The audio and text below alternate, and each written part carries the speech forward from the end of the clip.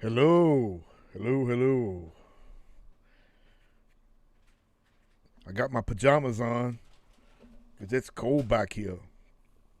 Cold, yes. Cold.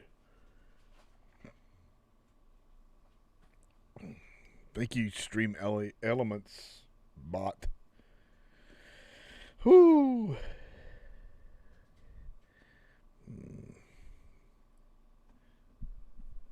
So if you got Shudder and you didn't want to spend all that crazy money for that old folk horror set,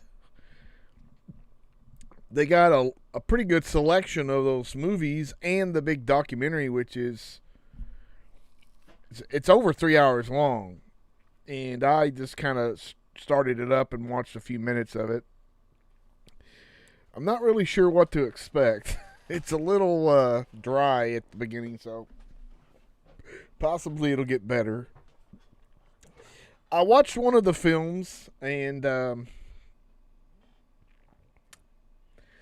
have no clue what the name of it is. It was a Serbian one, and it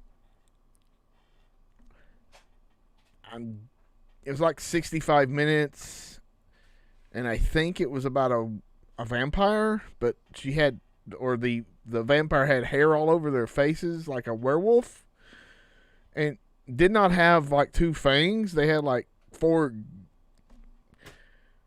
teeth, but that were kind of sickly looking and rounded off, so I don't know how they would get into the neck, but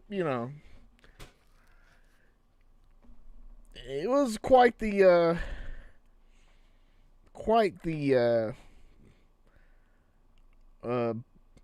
kind of boring experience. So that one wasn't good. They do have that Eyes of Fire that I bought on VHS back probably maybe 13 or so years ago, when VHS were kind of like going, everybody's cool getting VHS. I better buy a couple VHSs. I got Crazy Fat Ethel 2 on VHS. And that's true. I do have that. I don't know why I still have it. I should have just destroyed that in the garbage. But yeah. And I never watched it on VHS because I haven't hooked up my VCR in years. It feels like probably a year or 2 at least. And so haven't watched that. But I did. I watched it within the last year or so, and it's all right. I thought there were 2 different versions or something. I don't know, but I never watched the whatever the version. I don't think I've seen the whatever the big Mama Mamook deal is, but I didn't see it. Mr. John, Captain John. Everybody ready for the winter storm again? We'll see. When I got out this morning, it was little bitty flakes, and that was it. Other than being super cold, so it's still cold, as the wife says. But we'll see what happens. I know the grocery stores are quite empty, shelved, as they're bracing for a possible inch of snow. But we'll see. And luckily, we both have Monday off, so get a little rest. Getting hit in the show me state. Well, I mean, if it's heading this way, I think it's mainly going to hit a little south of us, but you never know. So we'll see.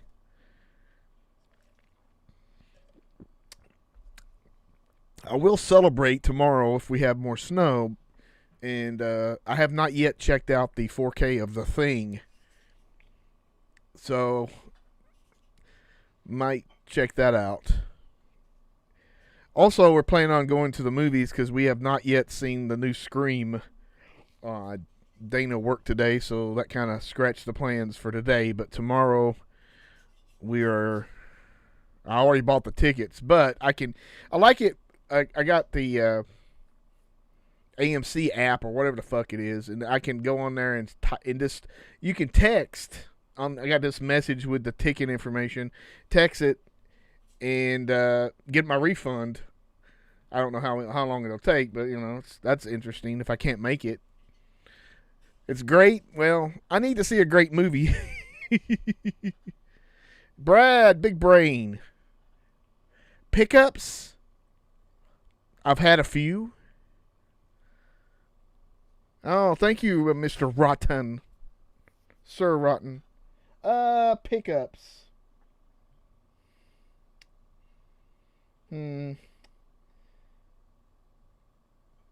Nothing. I mean, I did get my Severance stuff in. I got Santa Segre 4K and Patrick Still Lives. I did order, which I just found out it's not coming for a couple weeks, which they said it was going to be here this weekend. They had The Void on Amazon for like $7 and something, and that's a pretty decent film. I mean, I'll have to rewatch it. So I went ahead and ordered it, and then I found out, hey, you gotta wait. You gotta wait.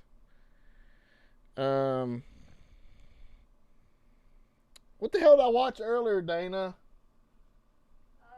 You watched that Sonny Chiba movie. Before that, you were. Oh shit.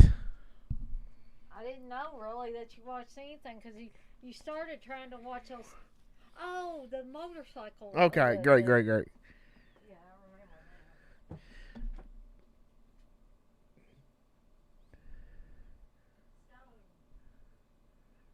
Well, I like part 4. I watched it recently, and I like it. It's what's Blair saying, hey, how do you rank the other 4? I guess, personally, I would rank it 1, 2, 4, and 3. 3 just did not do it for me. It just felt weird. And I guess the fact that, I think Kevin Williamson, I'm pretty sure he didn't come back for that one. So, but, I do remember part 3, the soundtrack was, I think Creed or just Scott Stamp or whatever, he kind of supervised the soundtrack or something. I'm not 100% sure about that, but I do remember something strange like that. And you can also, if you want a Scream shirt, that features Scott Stamp.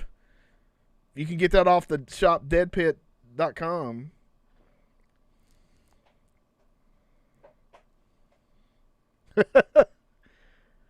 Connie Chung, yeah. Yeah, that's true, Blair. And you, when I first watched that, I really, you knew that she was there because, I mean, if they want somebody not to be suspicious, get a freaking unknown actor. You know, don't get somebody from fucking Roseanne or Corky from Life Goes On and we not know that that's the killer.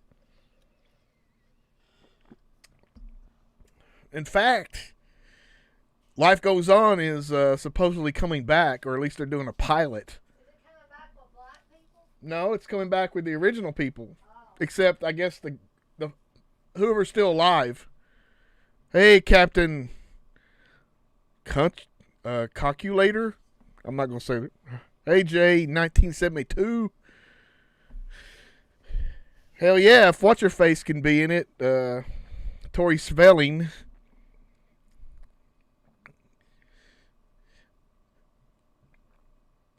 Ahoy. Chips and crackers. So that's the big thing is Scream right now, and I'm trying my best to not get any spoilers and stuff. So I'm gonna. But speaking of what I watched, so I think it was Severin that put out this Australian biker movie. No, sir, no, Jay. I did not say it sucked. I hadn't seen it yet. Some people said it's okay to really good, so we'll see. I watched the Australian biker film called Stone, and I think Severin put it out, and it's pretty interesting because like the first person you see in the movie or pretty close is that the guy that played Toe Cutter in the original Mad Max, and he was in Fury Road as was it Mortius Joe or whatever. And at the beginning, you think this is going to be really interesting because they got this guy that's talking, he must be a politician, and someone assassinates him. And the toe cutter guy is like tripping on balls, and he climbs up there and sees him, even though he doesn't know what the hell's going on. And then you think this is going to be, someone's killing these bikers. Someone gets decapitated. Someone gets blown up, and you're like, whoa, okay, this is going to be... And then comes the guy, Stone, who kind of looks like a David Coverdale from Whitesnake guy, but with a weird... His lip here just sticks out. It's really hard looking, too. It looks like, and... Then they're kind of he's a cop and he's going to be in the gang so they can capture the killer. And I don't know, it kind of detours off into initiation land for this new guy and hanging out with the new guy and all this stuff. And then they swerve back on. They take the exit back to the highway of the killers killing the bikers.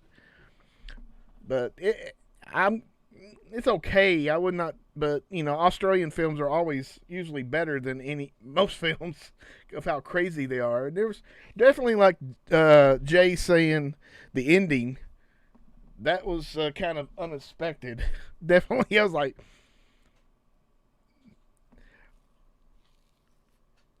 But, anywho, I watched something like...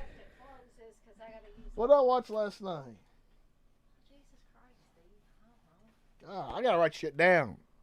Well, you did write stuff down, and then you I stopped. Again. Well, we don't do that other show no more. We don't do our TV show anymore. Hot damn.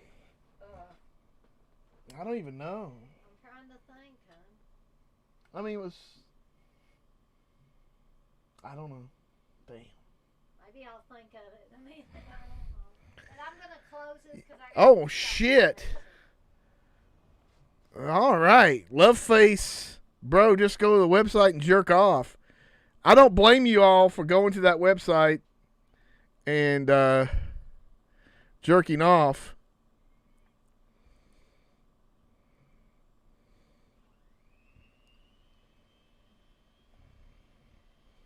So if you guys want to jerk off, go to that website.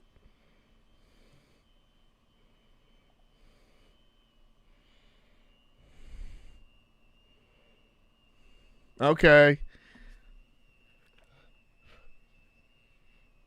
If you want to, you could sit on your hand until it goes to sleep and then, do the stranger jerk. And you could pretend it's the good old captain stroking your cock. Robert Long in for the question. Speaking of Scream member movie, Silent Scream 1980, which that was a staple of the mid 80s on for a while on like HBO and all the other movie channels, and I can definitely remember the VHS cover. It's a really good slasher movie type. I mean, it's kind of like The Unseen. Remember Retribution? Retribution. Or whatever that serial killer movie was. Oh, yeah. Gotcha. Thanks. Resurrection. Oh, Resurrection.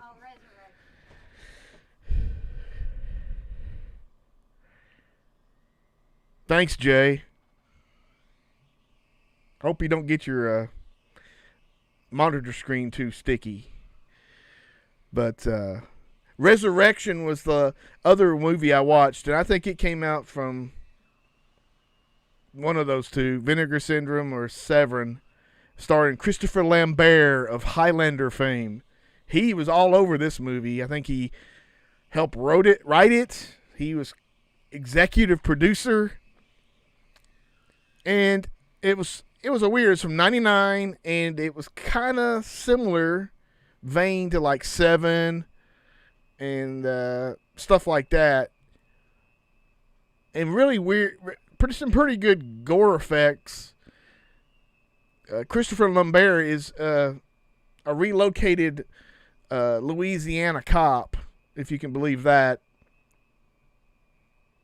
Yeah, it's decent. I remember renting it back 20-some years ago, and but there was some pretty crazy stuff. As far as somebody's taking body parts to build a personal Jesus from Depeche Mode. What is your Mount Rushmore of movie horror actors? That's a hard one. I mean, there's really not a lot of. I'll be honest with you, mainly probably the Universal monster actors like Bela Lugosi and Lon Chaney Jr. and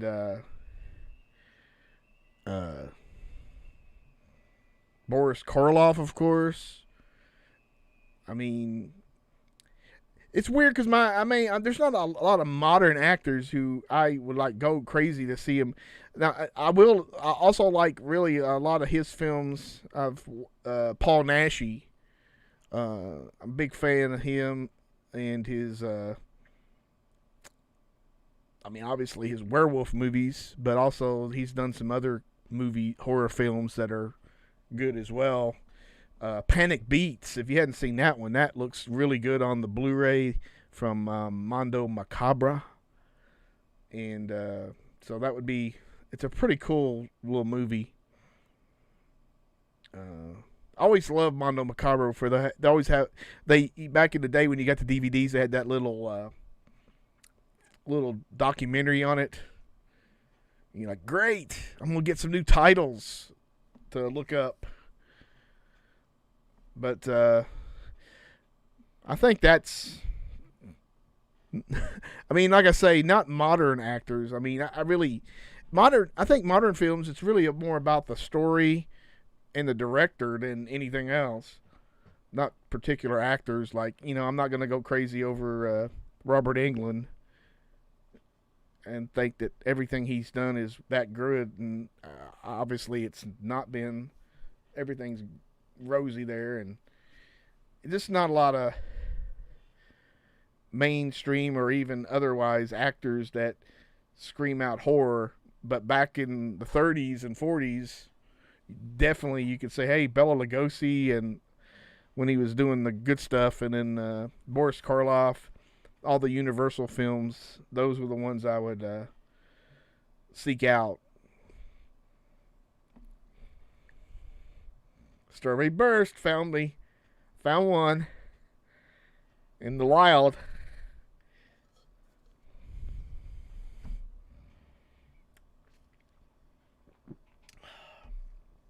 I've been claw free for 2 weeks, I think. Nope. Okay, a week and a half. A week. Now, yeah, that Jack Brooks Monster Slayer movie was like kind of a tease of something afterwards that never came about. But yeah, that was pretty good when Robert Englund was in that. Oh, Brad's talking about Jess Franco. That's a hard one when you say top 3. Yeah, I mean, gotta go with Bloody Moon.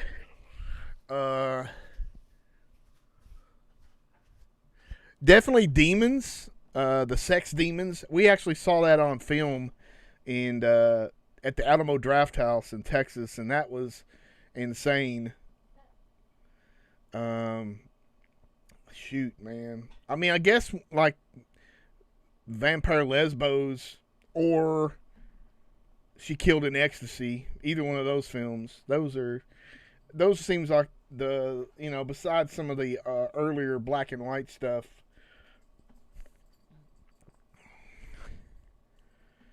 Yeah, Robert, I just got a copy of that Joe Delaney stuff. Yeah, he only made... That's a lot of... I mean, he was making shit that was just...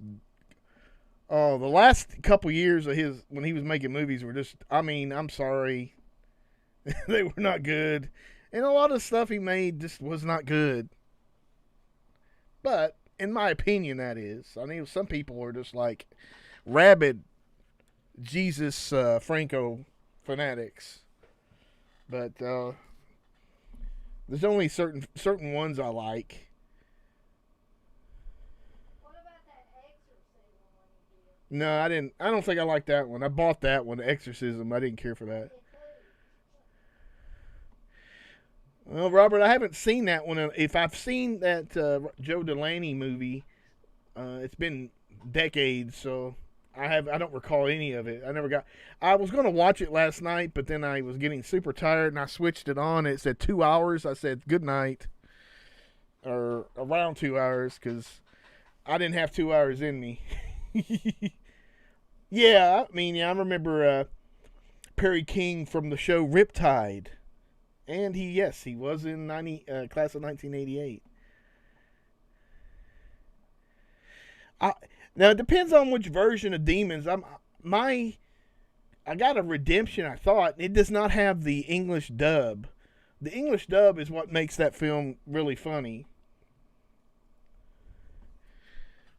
Because we were everybody in the theater, which if I can remember right, there was quite a few people in there for Wednesday.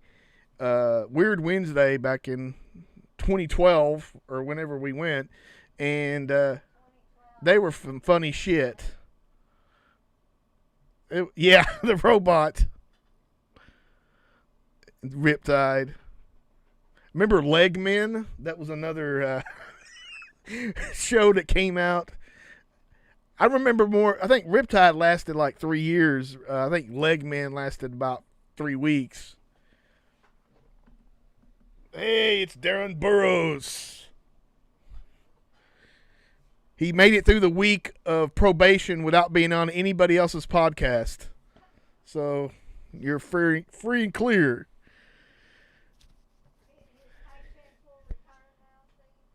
No, ain't no one's getting those. I'm going to take this son bitch off.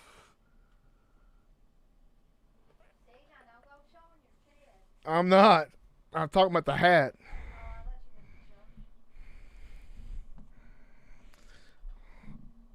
So I'm gonna try to do a watch along. I got really lazy this weekend. Yeah, Brad. There may not be. As if my memory serves me correct, I don't believe there's an English track on there. But there's always a website called rarelust.com, and then you can get a rip of it that does have the English track, and then it's legal because you got the Blu-ray, right?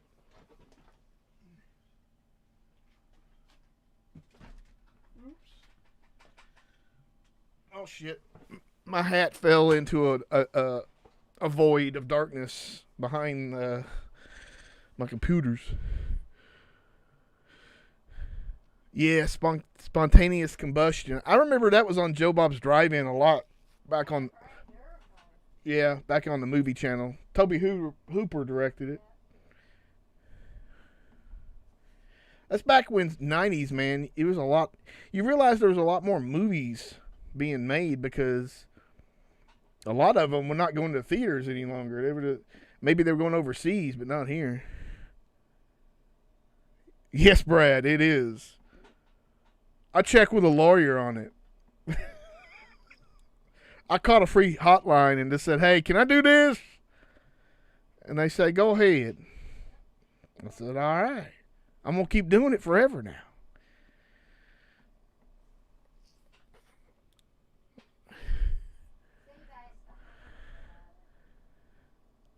Ooh, I'm sorry about that, Darren.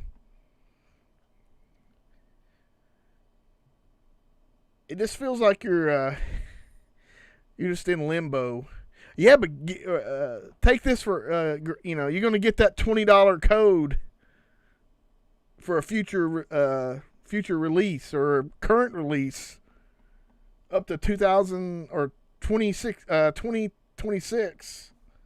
So you got plenty of time to hold that ace in your hand until you see that good stuff, and you just take that money off my order, please. Also, I heard that they're going to release Tombstone on 4K coming up. I don't know the exact date. Chris V, I heard that some people were complaining about the transfer on House of the Edge of the Park, but I'm not sure. Maybe it'll accumulate interest, Darren. You'll get more. Robert Long saying, did you ever watch Eyes of Fire? I did.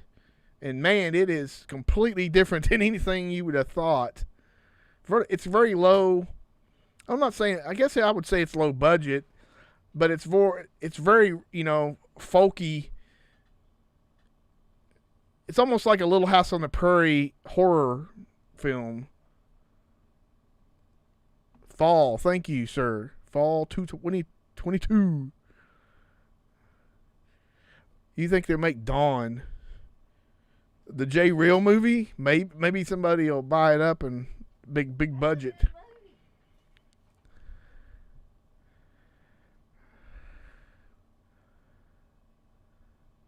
Yeah, John. The Caller was it was entertaining and stuff, but I just don't know about the rewatchability of it. That's my thing. I mean, obviously everything is subjective to your tastes. Yeah. I mean, it almost seems like it could be a play, The Caller, but yeah, I mean, it's a very odd film to me, but especially with some of the stuff that happens later in the movie.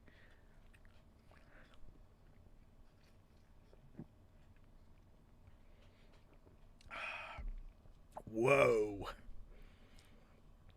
No, John. I don't think nobody could have guessed what happens at the end, unless maybe Rod Sterling.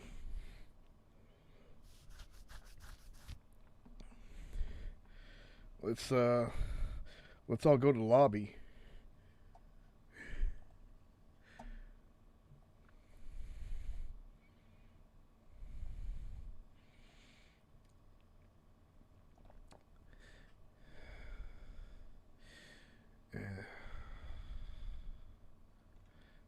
Getting a lot of compliments for my bench press this morning.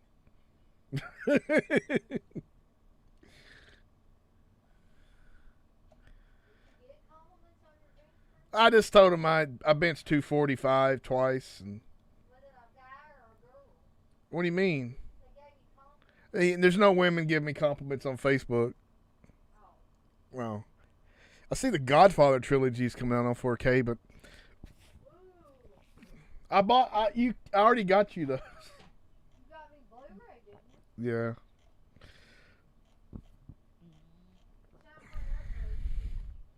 You can still you can now pre-order the new Scream movie.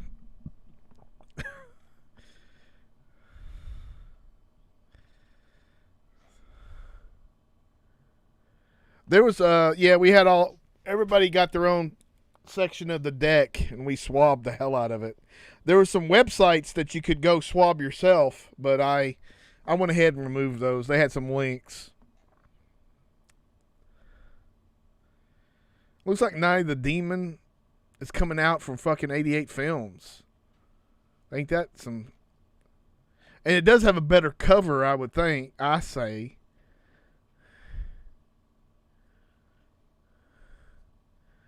No, I haven't, Robert. I never... The Wolf with... Oh, well, thank you. I would say that to you, but I'm not really sure since you got a Mrs. Guilfoyle.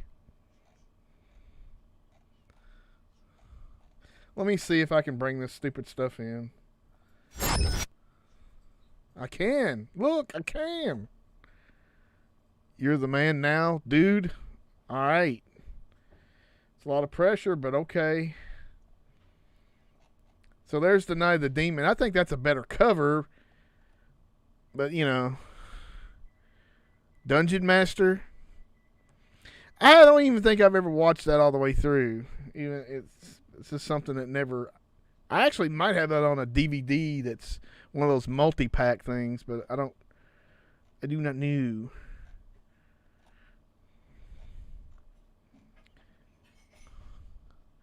The wackiest ship in the army.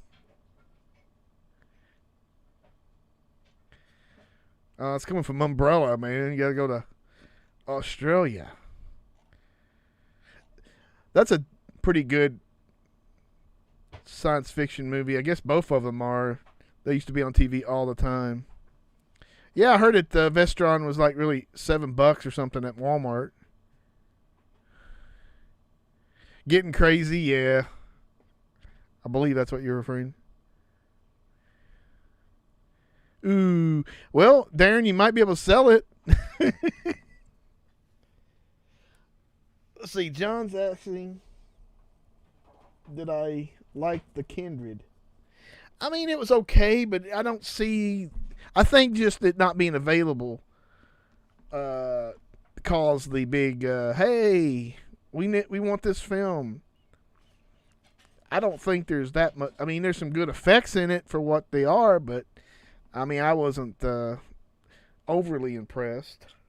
But, you know, I guess I'm an old man. I've seen shit from ever, you know. I've seen shit from the old days on up to here. So, I guess maybe I expect a little more. What happened to Chip Coffey? I think I heard some sad news. His scarf got caught in like an escalator and it strangled him to death. I'm sorry. No, he didn't. Tiger Claw.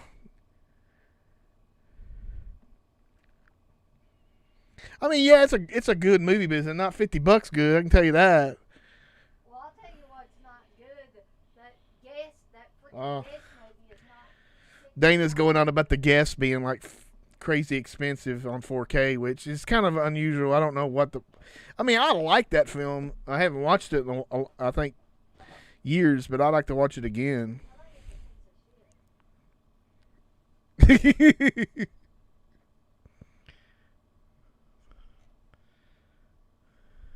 Too close, indeed. There it is. Tombstone, man. That's a movie. That's a man movie right there. Tombstone.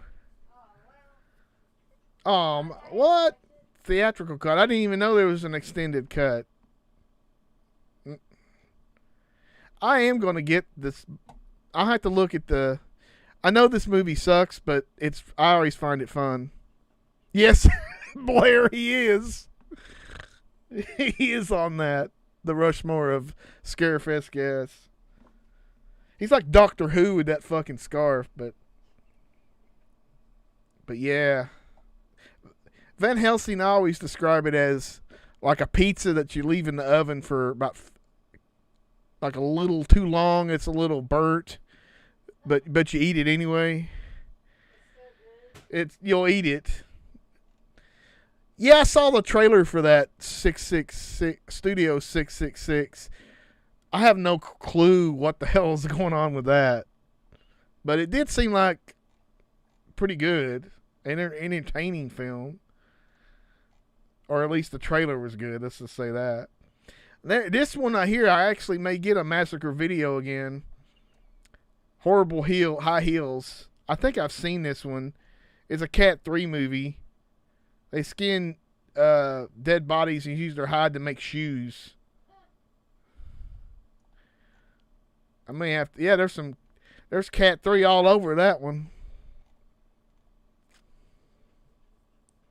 Yeah, Dave Grohl is spooky. And then Dagmar's Hot Pants coming to Blu-ray. Is this coming out again? I guess it is. You get you will receive a limited edition O card. I got one of those with this one. Great.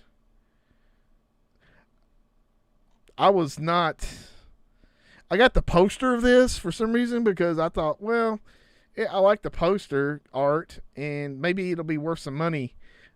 And because this movie's never been released, and I don't know, maybe I need to go revisit it again. But it's kind of like an anthology, but it's not. I don't know.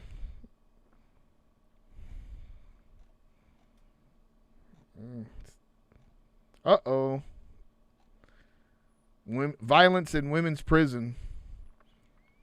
The Bruno Mattei.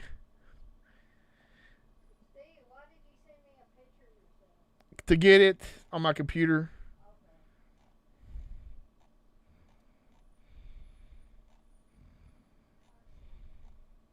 Okay. Euro trip. We're going to discuss that on our Euro Cult show sometime. We discussed City of the Living Dead. I think I was a little out of it for some reason because I totally forgot that we were doing it. My brain just went off. But it's available on DEADPIT on Patreon for tiers start at $1, and I believe that is part of the $1 tier. No, there it is. But this some bitch is sold out or back ordered. Now it's up to $16. Wait a second. It says, why my shit gotta wait?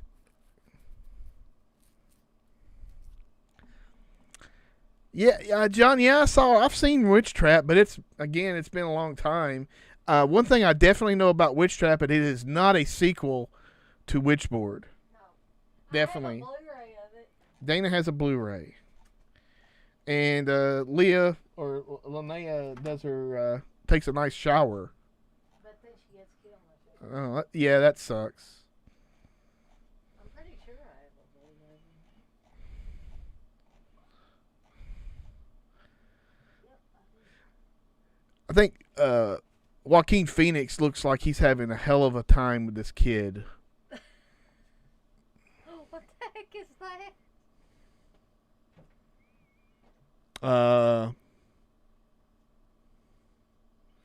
I mean, unless you're talking about Blair, you're talking about Doodle.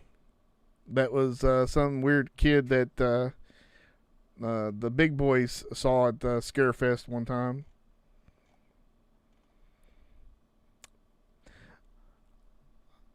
Unbreakables, I really like that one. I got the steel book because I don't know why.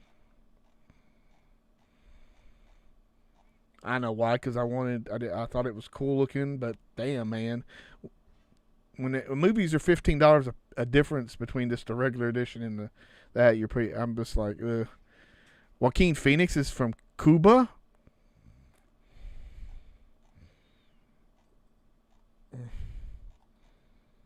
I need to watch Eastern Promises. I'm pretty sure the End of Violence or whatever, the previous film that Vigo and Cronenberg did is really good. So I'd like to check that out. I want to talk about these. Okay, honey. And not all of them are horror movies. That's sweetie. The Green Mile's got a steel book. A 4K still look? Yes, Dana. Oh, I don't have a 4K. It comes out the 22nd. I'll be getting that. Mm-hmm. History of Violence. Thank you. Rivers from Florida. Duh. Remember when Joaquin's name was Leaf?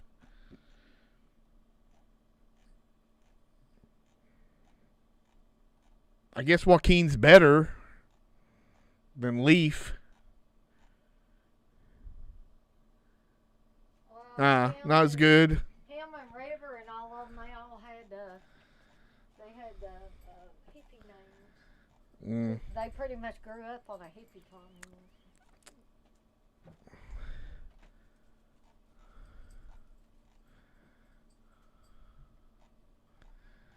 And everybody, hell no.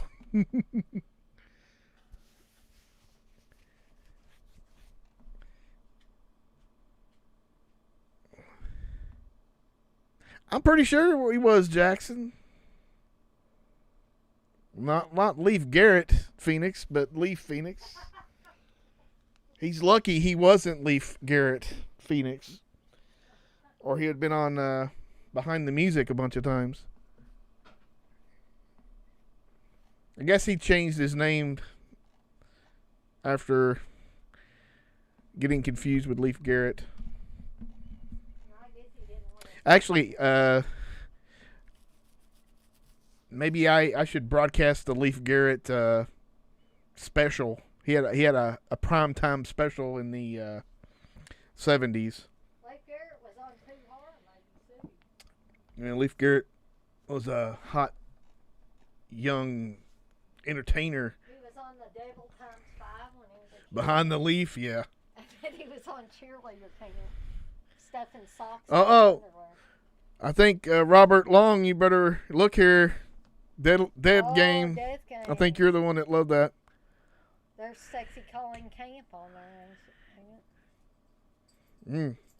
Yeah, it is Carolyn Camp. Colleen. Finally.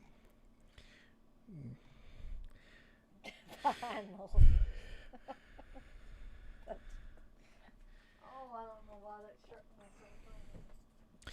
Chris Reeves asked in some of the really hard-hitting questions, do I think that Michael Jackson really touched all those kids?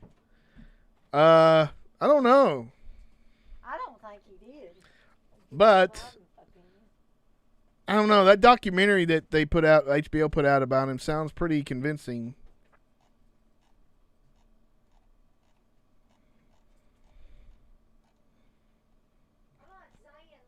Dana won't believe anything about. She doesn't believe Michael Jackson touched kids or Bill Cosby roofied chicks. I did not say She will not do it. about Bill Cosby. I said, No, but it's the truth. You can't accept it. I said that I didn't know. Well, I know because Bill Cosby admitted to it in a deposition. Well, he could have been coerced. No, he wasn't. He wasn't coerced, Dana. Yes, Al Snow was part of the New Rockers. That's Leif Cassidy.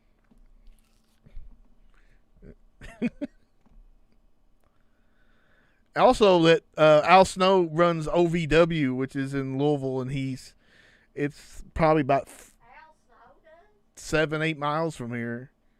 Yeah. And he's trying to like take it. I don't know if he's trying to take it nationwide or what.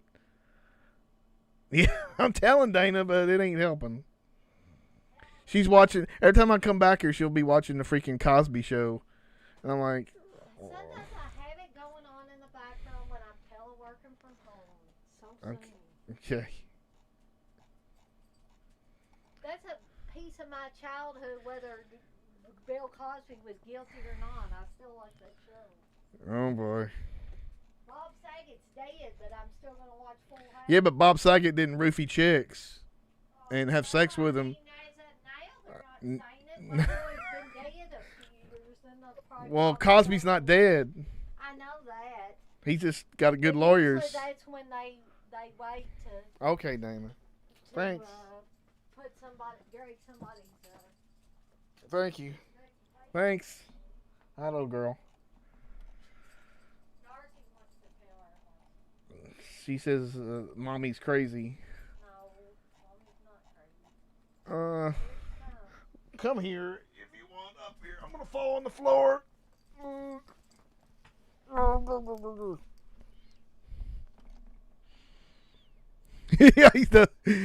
Yeah, I don't. Is Tupac still alive? I don't know. Yeah, Darren says as long as you don't accept a drink from Bill Cosby, you'll be fine. So you. I don't plan on. I don't think Bill Cosby can see good enough to make water. Ain't he legally blind? He plays blind so he can get sympathy. Yes, I'd be roofing her in Minecraft, as they say. If Tupac ain't dead, somebody's gonna kill him.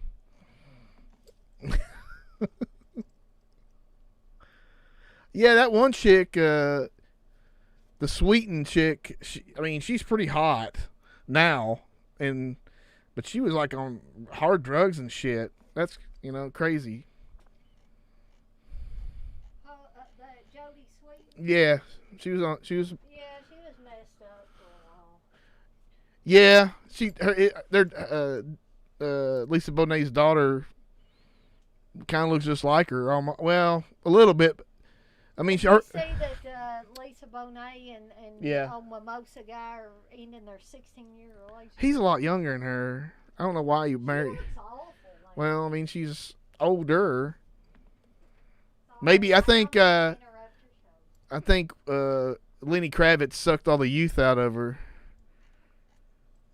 But yeah, you got Lenny Kravitz and Lisa Bonet, which are both reasonably attractive, and she got the lottery on being good looking, I guess.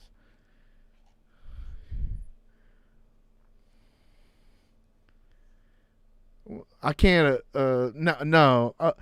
I'm only attracted to of age women. That's what my PO said I need to say. Or slightly younger women. No. Yes. Yeah, I think Jason Momoa started divorce proceedings. I guess they're both just going to separate. They thought like the world had changed, and so the relationship. Yeah, we're going to lovingly uncouple. We still love each other and care and support each other, but we're not going to live together anymore and take each other's shit.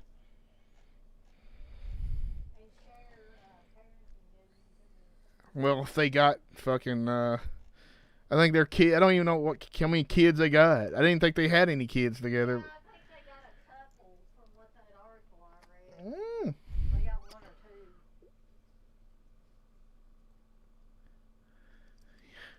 I know Urkel would love to have a reunion show. Urkel? Yeah. Only if it's like the Bradys. You remember the Bradys? They had the Brady Bunch come back for an hour dramedy. What, that variety hour? No, Dana.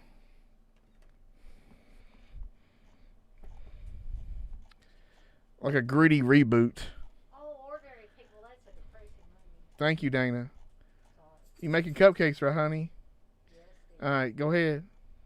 I'm baking Okay, thanks. All right. Steve's tired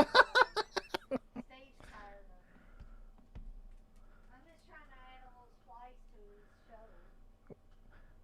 his show. Janie's adding some like rosemary to the show. I never watched it really. I probably watched one or two shows, but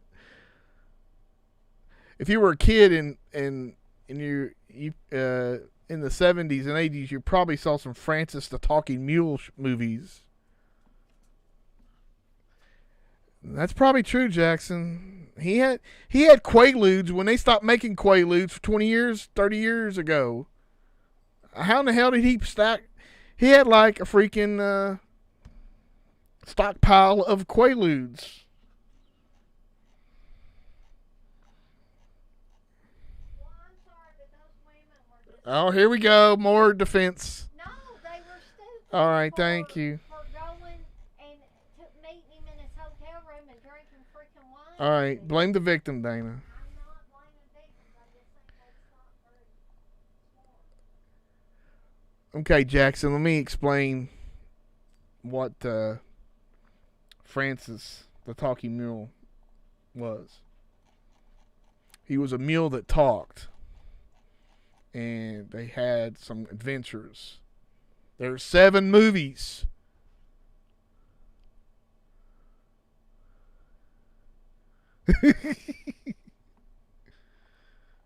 There was one, Francis goes to a haunted house. That's the one. I don't know, Jackson, about that last one, that comment there. I agree with you, but I saw that. That's got. I'm sure it's got Tanya Roberts in it. Chris V. That was a weird thing.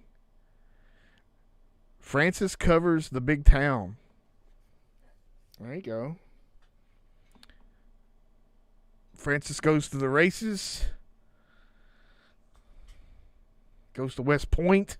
He joins the Wax. And he's in the Navy with Clint Eastwood's in it. So there you go. Wow, the same guy, except the last one, directed the 6 of these. She was Jackson. She was on 70 show. I think he was before Mr. Ed. Because some of these started in 1950. Also, he was a mule. Mr. Ed was a horse. Francis could not reproduce because he was a mule. That's my understanding. And then there was also a series about poor people called Ma and Pa Kittle. And they had a series of movies. And I used to watch them, and they kind of, when I was a real little kid, we were dirt poor I was playing in dirt and rocks, it kind of seemed familiar. Probably Beastmaster, yeah.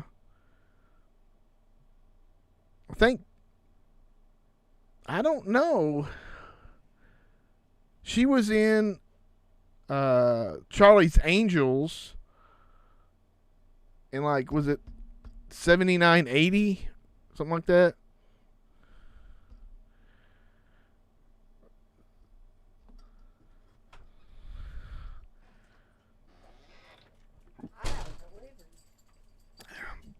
That's just a normal day, Dana. No, this was the last of my movies. Oh, we'll see. Oh, there was that Superstition movie, wasn't it? No. Oh, I thought it was. Never mind. And of course, this went up in price. I heard that this wasn't a good transfer, so I was like, when it was $10, I just kind of skipped it. Got Seasons of Hee Haw. Well, there's some hot chicks on there. Elvis had his woman before he died is on there, and Misty Rowe with the big old boobies.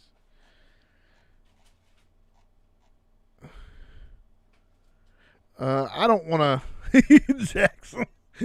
She might, but maybe you asked her when she comes, hey, what was those women thinking? Going to the hotel room with him. She's the one that they needed her on the jury for Harvey.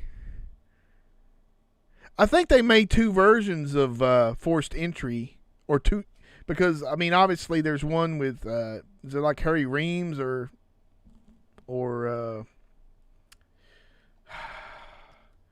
fuck, the other guy, I can't remember his name, but yeah, there was a porn version.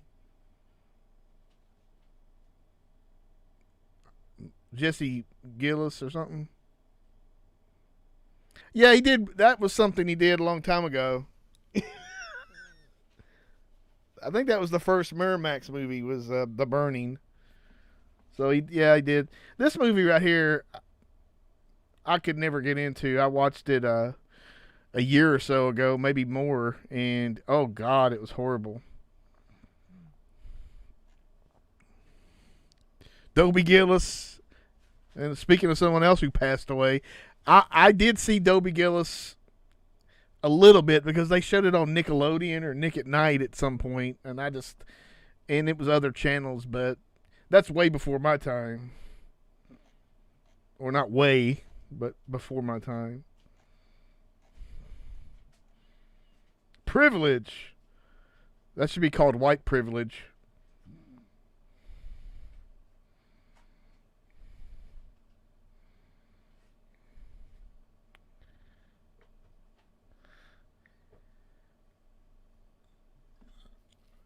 He probably knows about Paul Jones there and there. He was in Manfred Mann.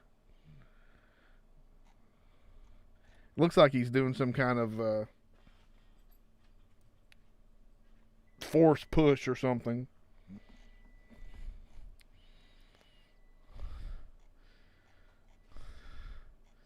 Did anybody watch all of the Day of the Dead show on there? I don't think I ever watched. I watched part of the first episode, and then I just kind of like, it's all right for what I saw, but this was ridiculous. Blinded by the white. Blinded by the light.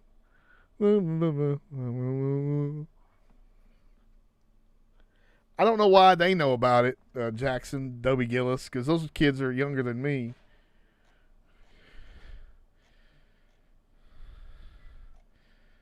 Back to the beach. There was a show called Dobie Gillis, yes, in the 50s, I think, and maybe early 60s. It was black and white. It had the guy who played Gilligan on it before Gilligan's Island. And he was like, had soul patch and stuff, so he was kind of like a precursor to a hippie.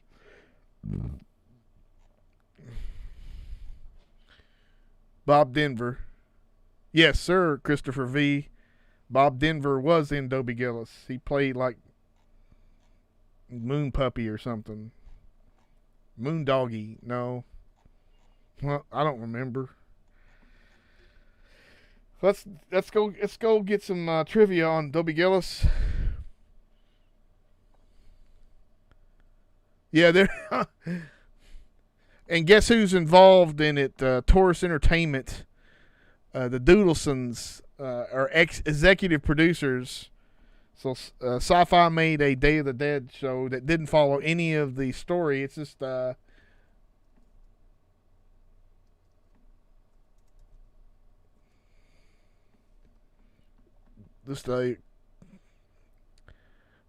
Misty Monday, yeah. Misty Monday was pretty hot. No, she was. All right, thanks. Well, Maynard G. Gribbs.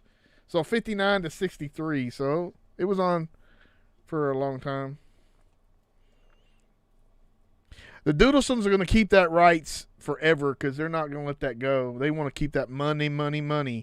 The new Creepshow show. If you watch that, they got their hands into that, so they're getting paid licensing. Yeah, they're getting some kind of licensing from them to make the shows. And why they thought they needed a title like Day of the Dead, which is just a title, doesn't have any. I mean, obviously every show's had a horror or a zombie apocalypse. Why they needed that? They didn't need that, but they wanted the branding, so they got it. But you have to deal with the Doodlesons. Have I seen any of the Cool Duder movies? I don't know what that qualifies as a Cool Duder movie. I mean, I've seen one movie. Was it that he was in, and like Jerry Lawler was in it, and Beetlejuice. It was like Girls Gone Dead. But as far as anything that he's done, if he's directing it or whatever, no. What's that guy's name? Sean? Phillips? Yeah, it's Phillips.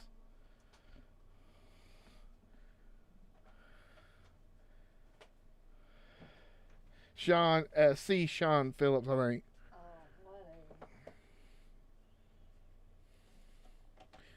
Maybe. Yeah, I want to update it.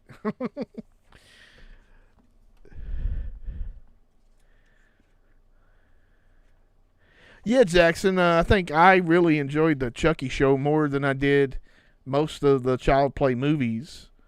Except for the first one. I thought it was really good, and I thought because one of the main things that helped it was being given the permission to cuss and show a little bit of gore and stuff. I thought that really made it a little bit more movie-like, and also the one of the you wouldn't have blamed the TV show for saying, hey, we're not gonna cover all the rest of them. We're just gonna do the first movie, and then that it takes place. But they actually covered all they basically acknowledged all the movies, especially the last two that went straight to video or whatever you want to describe it.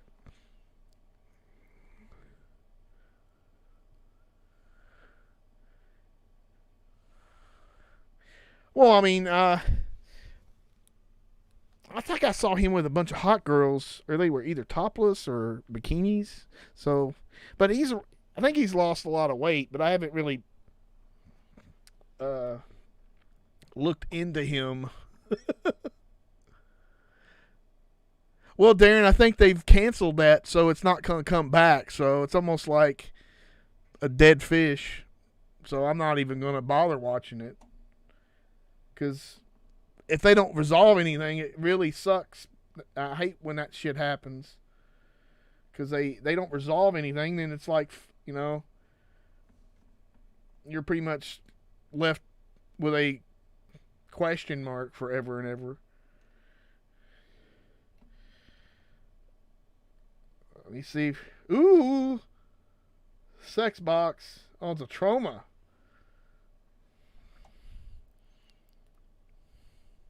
Yes, sir, Jackson. I think you were sequestered. Yeah, but I mean, the reason some of these shows are really good is I like them because they're like 10 episodes. Yeah, I mean, I to a point, yeah. I mean, they cut out and streamline shit for movies, but I'll take a good TV show too. But as long as it's not like straight, we got to have 20 some episodes that makes everything go so fucking slow. I hate if you can do shit in 10 episodes or less. I watched some Netflix shows. I watched The Silent Sea, which is a South Korean sci-fi show. It was really pretty good. Some of the premise was kind of kooky. Also, if you hadn't watched Hellbound on Netflix, that's a great horror show. And I think it's from Thailand. I'm not sure, but yeah.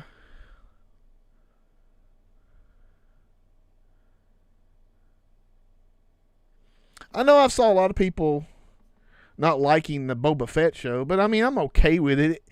Do I think it's good as The Mandalorian? I don't think that's true. I think The Mandalorian was better because we know that was the main show that's going to have, all the good stuff.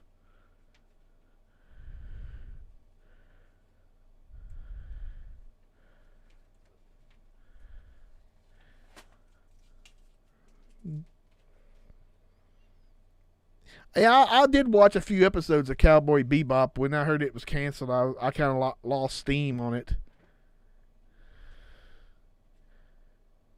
Well, I don't have Disney Plus either.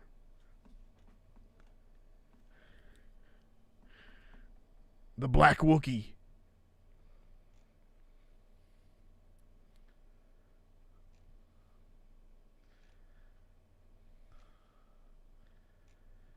And they got like TV movies. This thing is a TV movie that they're putting out about the space shuttle or some kind of new plane that accidentally flew into low G orbit.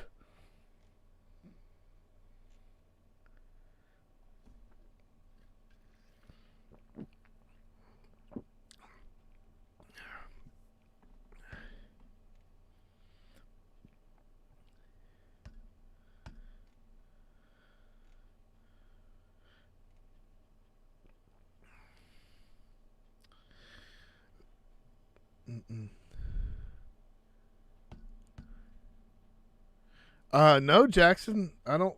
Hell Night with Linda Blair was a theatrical film. Your mind's getting blown left and right from this conversation.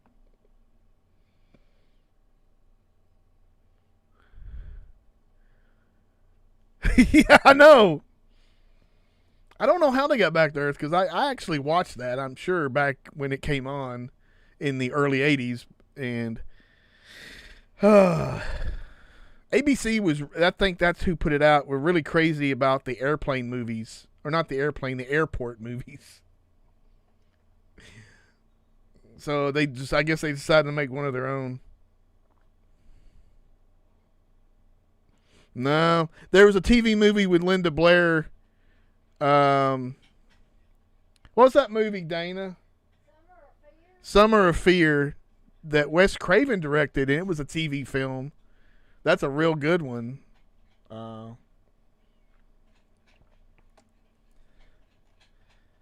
Man, Black Candles.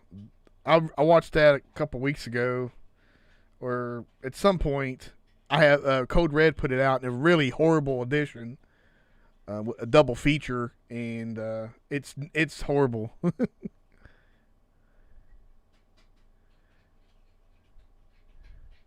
Yeah, that's probably true.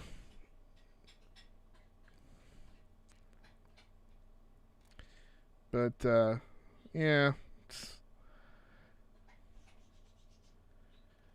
I am interested in the RoboCop 4K, but I'm not interested in $38.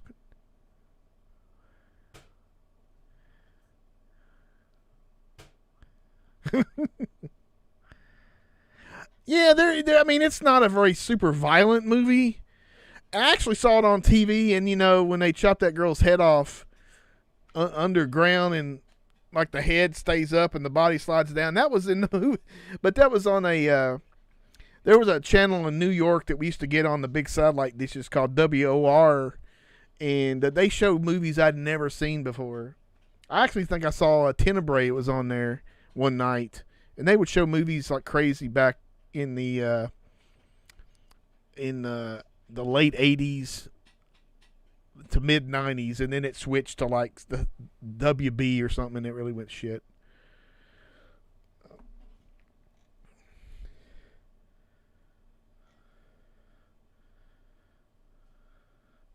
I want to get the Antichrist, but not for Kino's putting it out, so I'm gonna wait for a sale. I don't know, John. That sounds familiar, but I don't recall watching it. But it could be something I've seen. or I've seen it, maybe. There's also a good USA movie called High Desert Kill. If you ever seen that, Mark Singer's in it. Me and my friends watched that, and we went camping, and we did a. They have like a camping scene where they have like a fire, and they all start. I don't know what they do. Either they drink or they get. I mean, some force is causing them to get crazy, and they start doing weird dancing. So we danced around the fire as the High Desert Kill dance. James Brolin, is it? Wow. I'm sure it's on YouTube. There's so much movies on YouTube.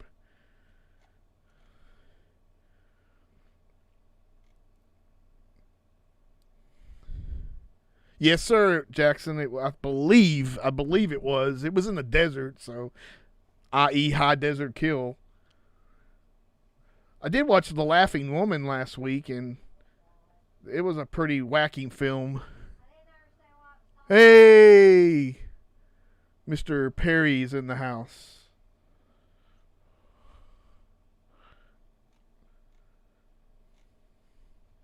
I did pre-order Phenomenon, the 4K. I got it from Amazon because if I buy it from here, it's $39. They're going to charge me $5 shipping. And it's just $42 on Amazon. So it's probably going to end up to be about the thing. Yeah, Darren, I saw that you watched that Sweets from a Stranger. Man, those hookers were just not very good looking. I don't know how they kept their hooking jobs. Are you coming back here, Danny?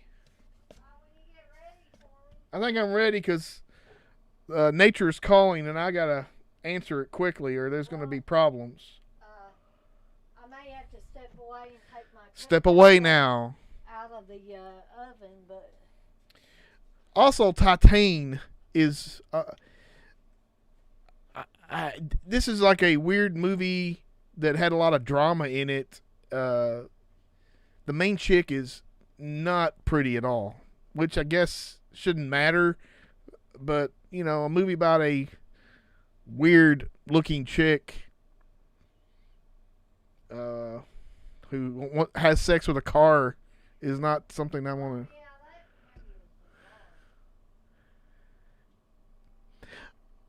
Yeah, Jackson. I mean, it just depends on what they say. I mean, your preference and the size of the TV. I know the larger the TV, the Blu-ray does. At some point, if you just have a Blu-ray player, it might not show as much detail if you have a smaller TV, like a 42-inch. But I could, if you have a 4K player and you put a Blu-ray in it, it upscales it to a degree, and sometimes it's hard to see the differences between those.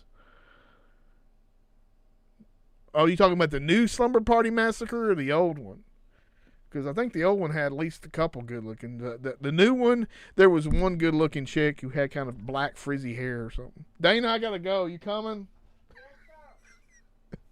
I'm sorry, but my butt's gonna explode.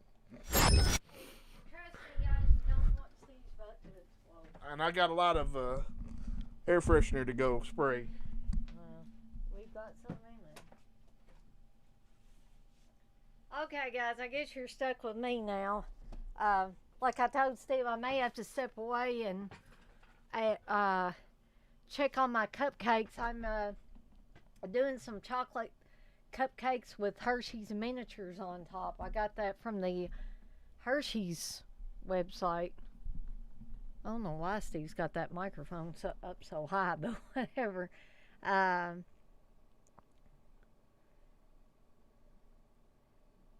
Yeah, Jackson, exploding butt. Yeah, literally, that is. Steve's butt always explodes. I mean, I might be giving y'all TMI. Seriously. It's, I think I had some chocolate on my chin. See, that's what I get for sampling my desserts whenever I'm making them. Yeah, I did have to get my flannel because it's been freaking cold today. Hey, Darren. I was gonna get, for any of you that care, I know Darren was a little concerned about my health status, however you want to say it. When we did the Eurocult show last. But here's an update, because I know that I've been saying for the last week or two I have not been feeling well. But anyway, I was not getting better even on steroids and amoxicillin and cough medicine and stuff. It just wasn't doing it. So I made another telehealth appointment with a nurse practitioner. And she, even though I had a negative COVID test, she suspects COVID. So I'm guessing maybe I'm in that 20% that gets a false negative on the COVID test. And I also heard that from somebody else that's been feeling under the weather that somebody kept getting negative tests until they did the throat swab instead of a nasal swab. And they kept getting negatives with the nasal swabs, and then the throat swab, they got a positive. I was also reading an article where they say that some of these experts are saying that the Omicron variant shows up in the throat before it shows up anywhere else. Therefore, I guess that's why maybe throat swabs are working to, show a positive case. I don't know. But then you've got these other experts that say don't use the ones for a nasal swab, for a throat swab. They said that wasn't a good thing to do. So what are you going to do? Because I don't think at least any of the doctors or health professionals around here are doing throat swabs. So I'm guessing the people that did throat swabs is they got the take-home test and did a throat swab instead of a nasal swab. I don't know. In any event, I've been wearing my mask when I go out. I've tried not to go out too awfully much anyway, but I've been wearing my mask to prevent unneeded exposure to other people in case I do actually have COVID. Steve's shining the light on me. Steve, I told you about putting those handkerchiefs on the lights. They're going to catch on fire one of these times. Yes, Dana. Get a J Real shirt. Shop at shopdeadpit.com. Yeah, because Steve says so. Yeah. Everybody wants to see Steve's muscles here. But anyway, I'm still trying to get emergency sick leave. My place of employment, which is actually the library, but it's part of Steve. It's part of sailor. Ow. You're a sailor. Yeah. Wee. Okay. Whatever. Sorry about that. But anyway, You're Blair sorry says about it. You're apologizing for me? the I'm disruption. Oh, okay. Okay. Anyways, back to what I was talking about. They're extremely backed up on emergency sick leave forms. So Lord knows when I'll actually get my sick leave. But in any event, the last nurse practitioner I saw said that I needed extra days to be at home and give me time to get well, and also not to expose people at work to possible COVID infection. So there. Anyway, so if I sound hoarse, that is why, because I have a cough. I've been sneezing. I've still had the periodic body aches and headaches and all that jazz.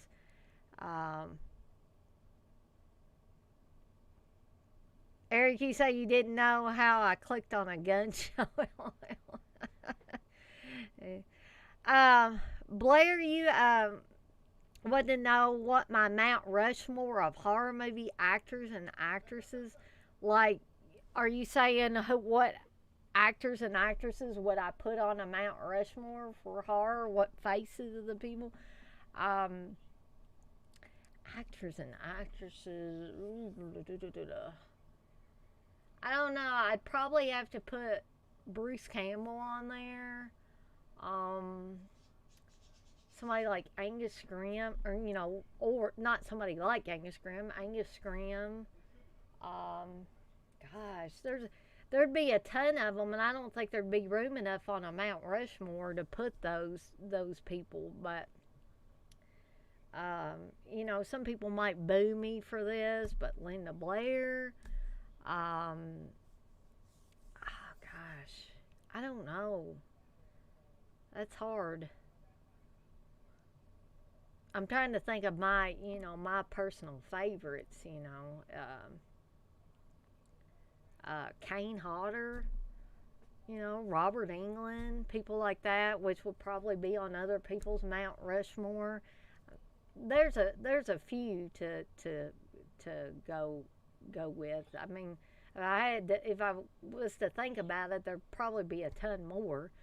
Um, Maybe even Nick Castle playing the first Michael Myers. Not the unmasked Michael Myers, that was old Tony Moran, but that's kind of beside the point. I consider Nick Castle to actually be the one that played Michael Myers. As you can hear, probably, that is my oven going off, so I'm going to check the cupcakes. I'm back.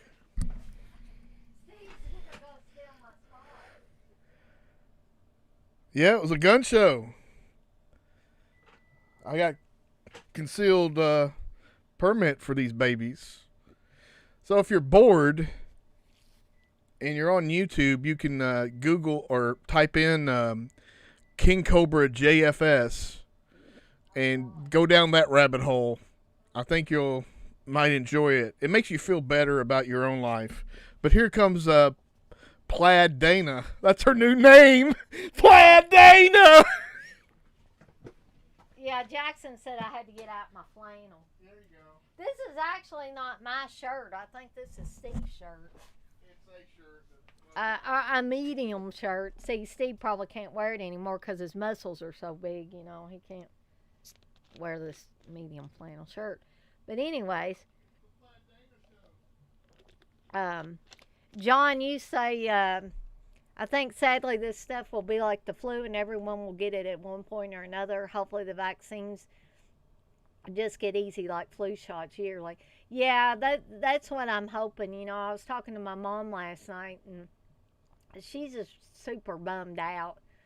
Of course, Mom's got 20 years on me. I'm 45 and she's 65, so she's,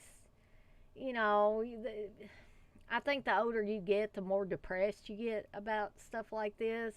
She's just convinced it's never going to go away. And I said, well, I guess it won't truly leave, but I'm thinking or hoping like John that it's going to get like the regular flu eventually, and you just get a shot every year. To try to stave it off. But anyway, I was going to talk about a few things that I've gotten in lately. Oh gosh, Steve must be either he's watching House on the Edge of the Park or he's watching a trailer for House on the Edge of the Park. I don't know what. Steve, that's so gay looking. And I'm not saying anything bad about gay people. I'm just saying that Steve looked gay when he was doing that. So, anyways, there's a few of these things that I have not watched yet, so I probably can't speak on the quality of them. And there's probably a couple of them that you're just like, good Lord, why in the world did she get that? And then one that I'd forgotten to talk about that Steve actually got me, and I think I'll talk about it first. Which he also got me the DVD of it several years ago, but now the Blu-ray's out. Butcher Baker Nightmare Nightmare Maker, or the other title I think for this was Night Warning.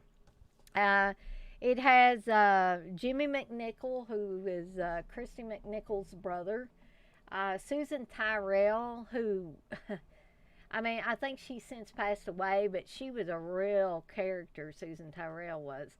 I also saw her on that movie Angel. Bo Svensson is on it, is like this homophobic cop. He's a really, nasty character in this movie. And Bill Paxton is also in this. Paxton is also no longer with us, sadly.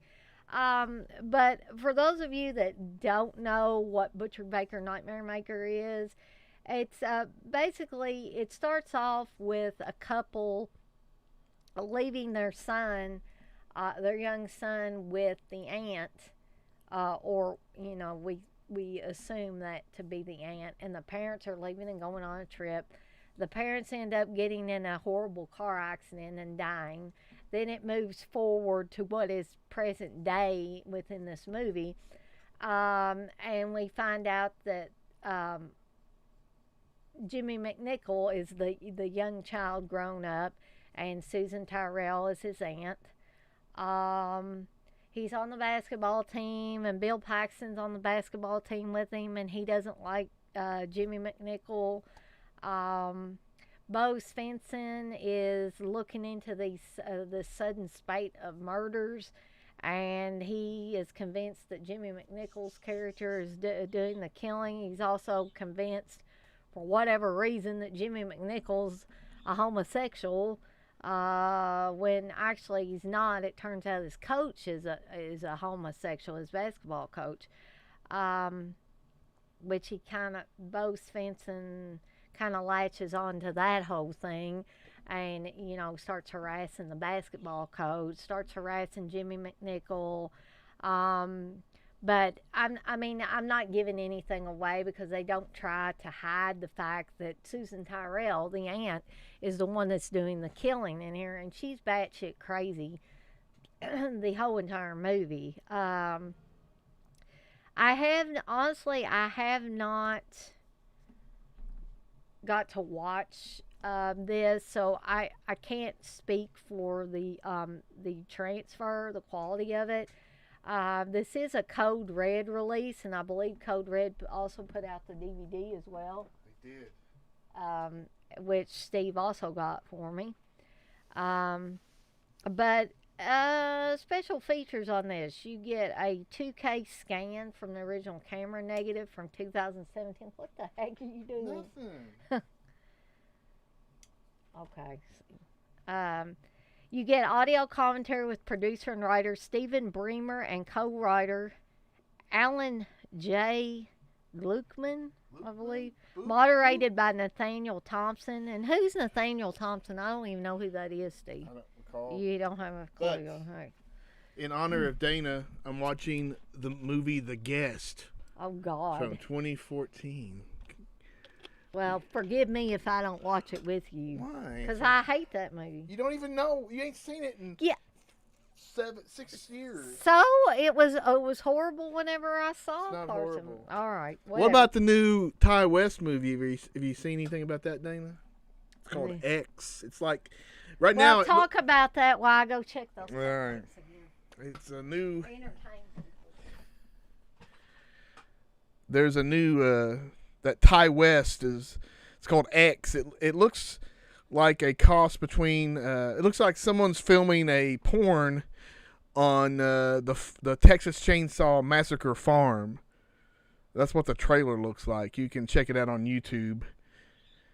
Now, Ty West is. Yeah, but then he also did The Innkeepers, which I did not care for at all. House of the Devil is okay, but it's super slow, and I don't know. And then also I think he did that. What did he do? Cabin Fever 2, which was complete. Yeah, it was completely dog shit. But X gonna give it to you. I think there's like a black guy that's giving it to some white chick in the movie they're making. X. Oh, there's a black guy. Well, like I say, they look like they're filming a porno at the Texas Chainsaw Massacre farm. Okay.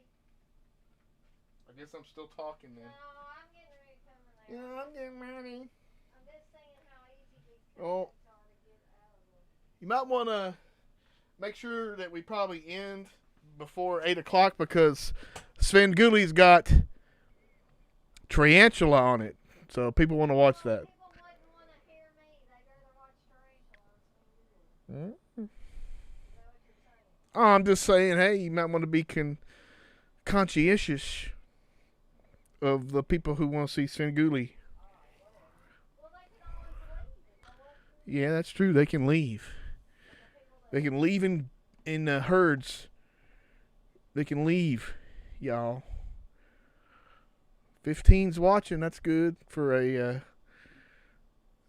very energetic show like this. Okay, I'm back. Oh, she's back, everybody. Here comes Dana, everybody.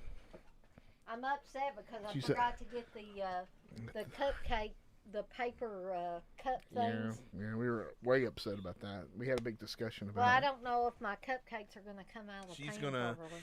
She's gonna talk to her therapist about that in a couple weeks. Would you About hush? your cupcake issues. The cupcake debacle. Okay. Anyway, to continue with the special features on this, you also get audio commentary with Jimmy McNichol. You get on-camera interviews with stars Jimmy McNichol and Susan Tyrrell, actor Stephen Easton, makeup artist Alan A. Alpone, and producer Steve Bremer, and a theatrical trailer. So, you know, it looks like you get commentary without having Bill Olsen on there, so that's always a plus. Plus, there's a few other extra special features on there as well. But anyway, that's Butcher Baker Nightmare Maker.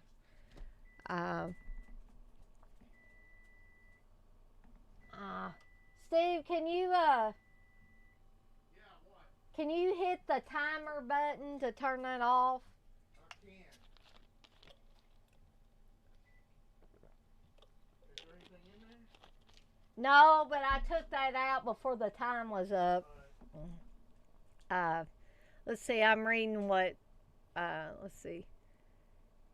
John, you say, LOL, code red, Bill Olsen handboxing every Blu-ray and mumbling to himself angrily. Yeah, I could see that. Somebody should make a comic strip of that or something.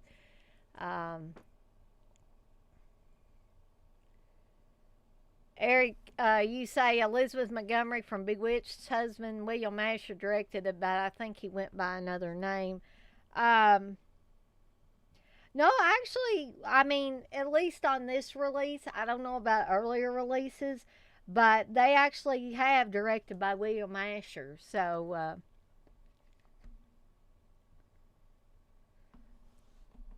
hey, Steve, was Love Face on here? Love Face XYZ. They're like online strips without clothing. They posted that like 3 times. You think we should block them? Yes, honey. Okay, how do I block them? I don't think you can block them from here. Oh, you could. Well, I think we've got a troll in our midst. Well, they wanted us to whack off earlier, and I told them I wouldn't blame them. Oh, okay.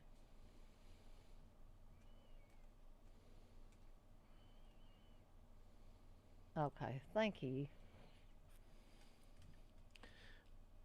Online strips without clothes. Yeah, they said that like 3 times. That's going to be a very boring strip, ain't it? Because they're already already clothes. naked? Yeah. Okay. Anyway. Pablo, you say X gonna give it to you, and Ty West Films were yawn. I didn't see The Innkeepers, so I can't speak to that one, but I really liked House of the Devil. Now, my mom watched it with me because I was still living at home when I first watched that, and she found it boring. She didn't find it interesting at all, but I liked the vintage feel to it, trying to feel like it was an 80s movie, and I don't know. I thought the pacing was appropriate, but whatever floats your boat, I guess. Uh, Risky click, yeah. I would definitely say that it would be the case. And John, you say it's Tony Moran invading again. It could be because I mentioned him or something. But anyways, uh, moving right along to something I did finish watching last night in and out of a haze of cough medicine. David, 3 say, I'm late. Did you and Steve see Scream? Innkeeper's a good slow burn, but Ty West's best is House of the Devil. I would agree with you on that. Um, we did not see Scream yet. We are planning on seeing Scream tomorrow, actually. We've got our tickets. Steve got our tickets online to go see it tomorrow. So we will have to get back to you on that. But like I said, I watched this again. I mean, I've seen this before and I really like it. But I was in a cough medicine haze last night, so I was kind of in and out of it. But this is the 4K of Invasion of the Body Snatchers, the 1970s version with Donald Sutherland, Brooke Adams, Leonard Nimoy, Jeff Goldblum, and Veronica Cartwright. And I like the original Invasion of the Body Snatchers, but I think they did a really good job with this one, with the 70s version. And they do, have nods to the original in this one. This is directed by Philip Kaufman, and it's based on the book by Jack Finney. Um, and I can't say that I've ever actually read the book Invasion of the Body Snatchers, but I would really like to at some point. Um, but I tell you, Kino Lorber knocked it out of the park in my opinion as far as the transfer, this 4K transfer on this. I would highly recommend it if you haven't gotten it and you like this movie. I mean, if you hate the movie, then don't get it. But I really love it. I think everybody involved does an excellent job with it. There are some really creepy scenes, including the final scene with Donald Sutherland and Veronica Cartwright, and I won't go into deep detail about that because in case some of you have not seen this or not seen this version and maybe only seen the original version, because this definitely differs from the original one. But the basic storyline of Invasion of the Body Snatchers is these spores fall from space and they land all over San Francisco. And the city blossoms with beautiful new flowers, and they're strange flowers. Brooke Adams is actually I don't know if she's really a scientist. I think she works for the Department of Public Health because she works with Donald Sutherland, and there's this underlying romance between them. I think he's really in love with her, but at the beginning of the film, she's with another guy played by Art Hindle, who absolutely love Art Hindle and everything he's in. I actually got to meet Art Hindle a few years back at a convention, and he was really cool to talk to. I really love Jeff Goldblum. I love Jeff Goldblum in anything he's in. Um, but So Brooke Adams discovers one of these flowers that's grown from these spores, and she can't even identify it. She's telling her I'm guessing she's married to Art Hindle's character in the movie, either that or their boyfriend and girlfriend living together. But she tells him that she can't even identify it in all the books she's read or anything like that.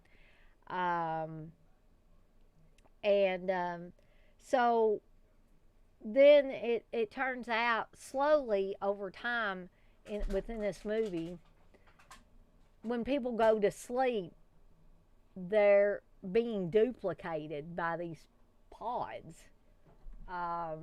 And then I'm guessing, pretty much their body, because one scene that shows somebody's body does disintegrate once the pod person has taken over and completely duplicated them. But so then you're essentially you're left with this core group of people with Jeff Goldblum, Brooke Adams, Dawn Sutherland, Veronica Cartwright trying to fight against this takeover. And I guess you would call it an alien takeover. But I think it's creepy. I mean, it's probably a mixture of, I know it's a mixture of sci-fi and horror, so it's not all one or the other, but I think it really works. I think this had an excellent cast. Just really, really good film and an excellent transfer by Kino Lorber.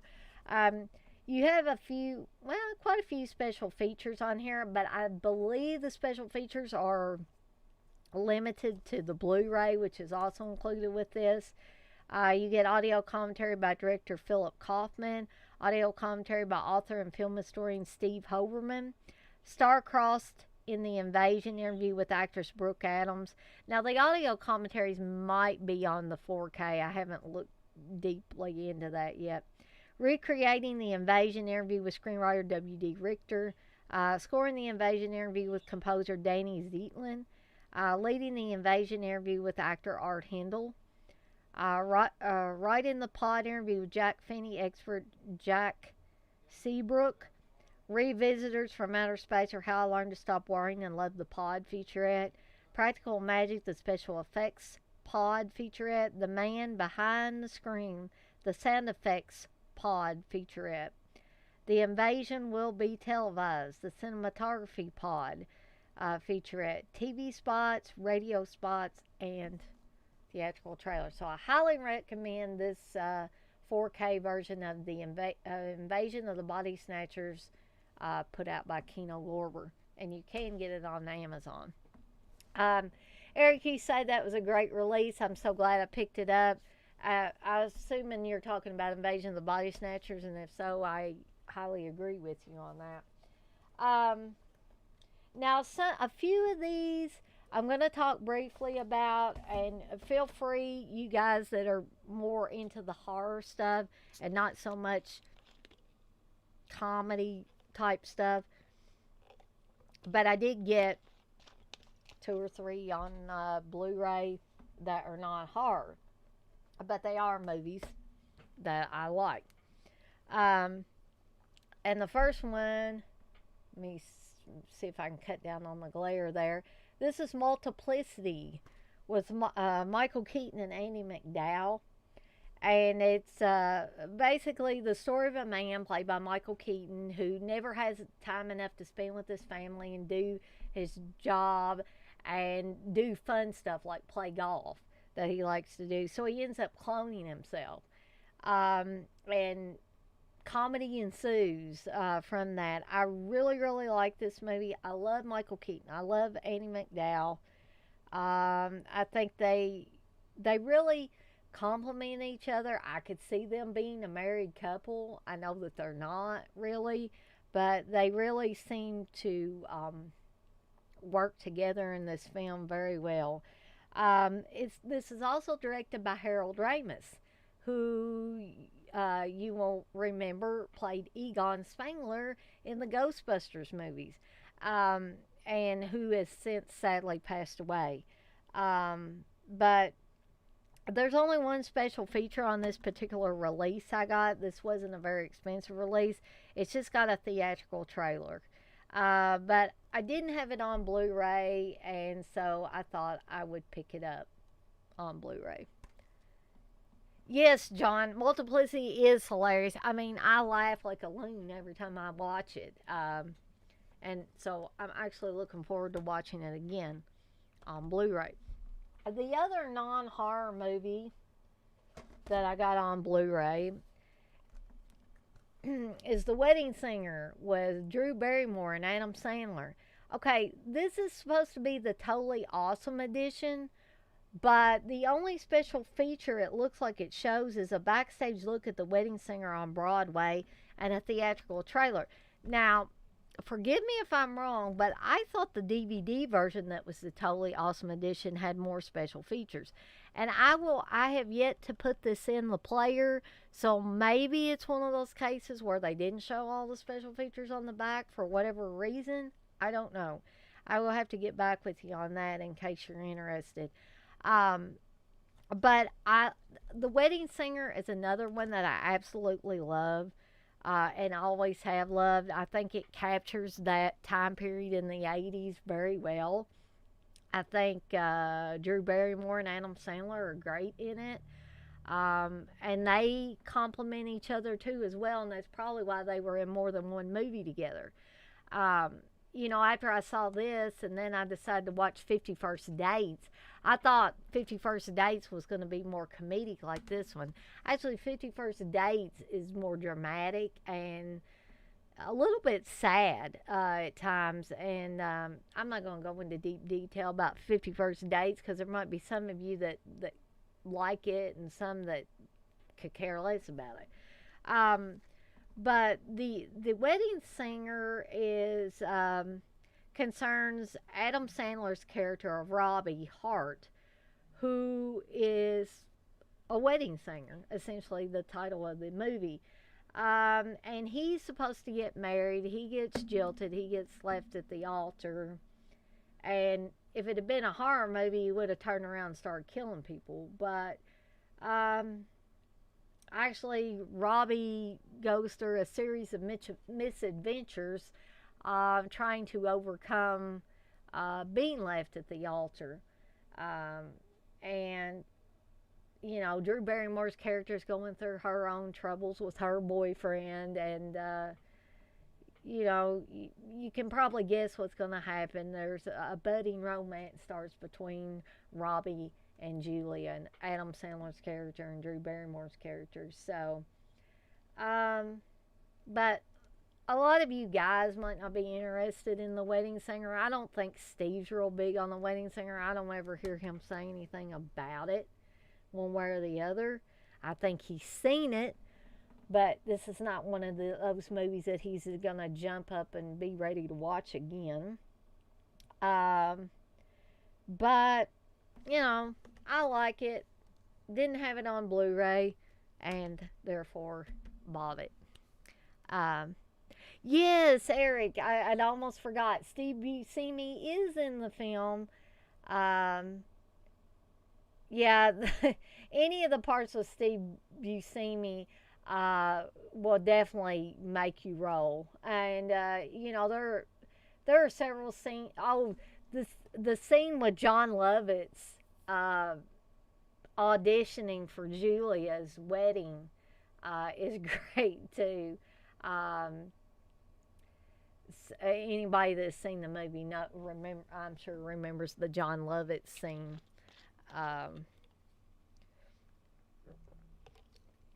The Alexis Arquette, who again is no longer with us, sadly.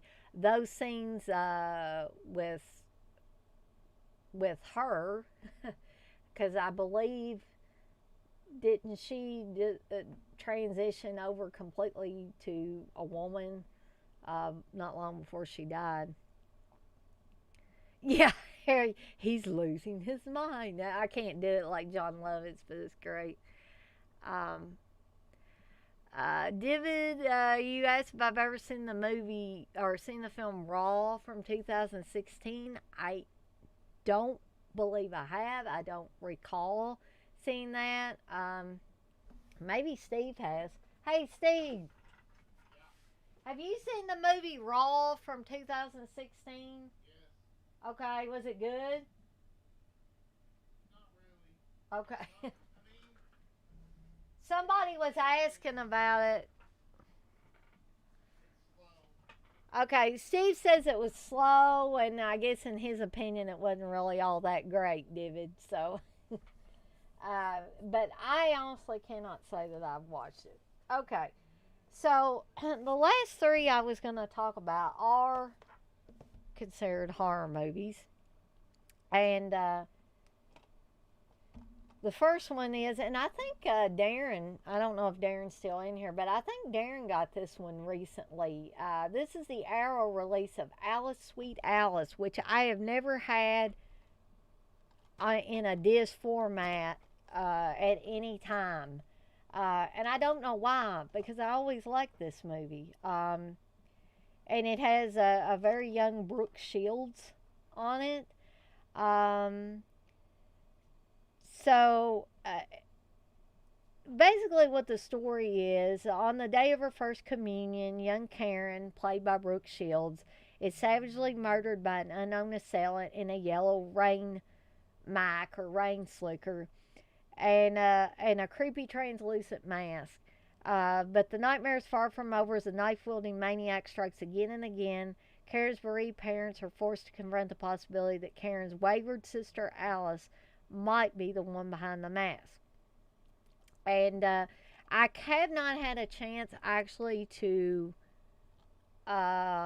watch this print of it. So I don't know if Darren says he's still here and he loves the film.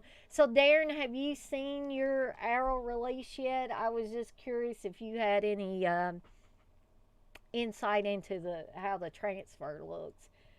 Because, like I said, I just got this and I haven't had a chance to watch it. But the story is great. There's some generally creepy moments in this. There are a ton of special features on this. You get a 2K restoration, the original theatrical version from the original camera negative. You get a brand new audio commentary with Richard Harlan Smith, archival audio commentary with co-writer and director Alfred Soule, and editor M. Edward Saye. First Communion, Alfred Soule remembers Alice, Sweet Alice. Director Alfred Soule looks back on his 1976 classic, Alice on My Mind, a brand new interview with composer Stephen Lawrence. In the Name of the Father, brand new interview with actor Niles McMaster. Sweet Memories, Dante Tomaselli on Alice, Sweet Alice. Filmmaker Dante Tomaselli, cousin of Alfred Soule, discusses his longtime connection to the film. Lost Childhood, the locations of Alice, Sweet Alice, a tour of the original Alice, Sweet Alice shooting locations, hosted by author Michael Gingold. Those are always good. I always enjoy those.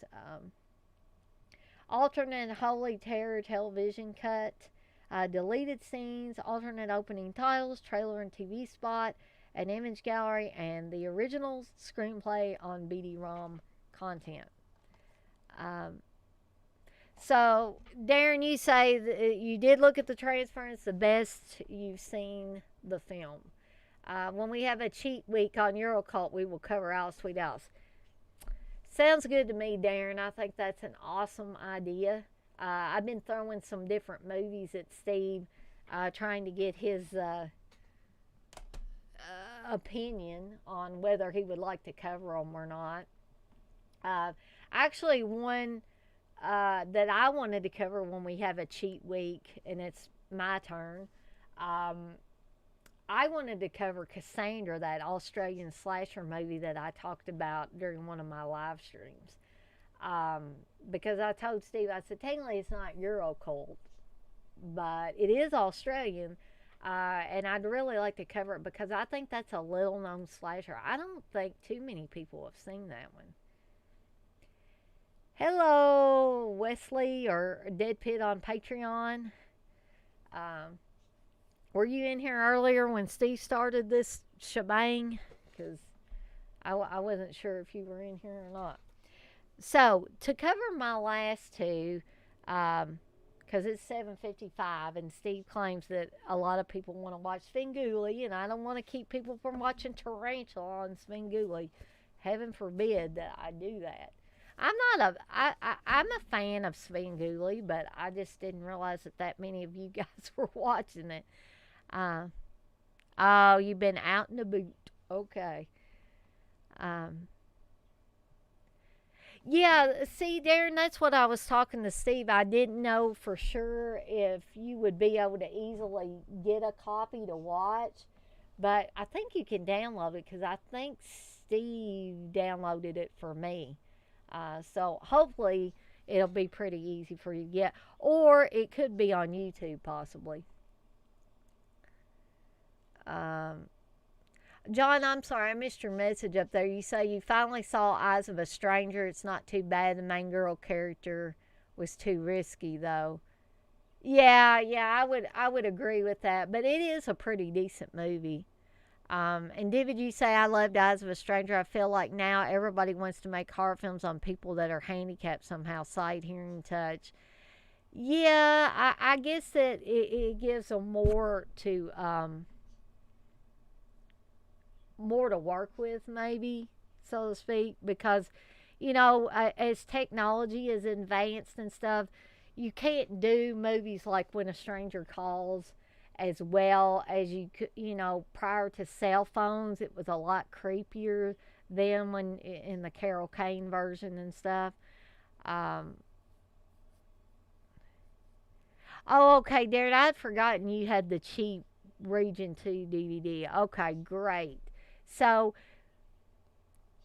I may go ahead and like say the next time that it's my turn. It's not going to be my turn for what, a turn or two. Um, but when it is mine, I think we'll just do Cassandra when it's my turn again, and that'll be my cheat week. Um,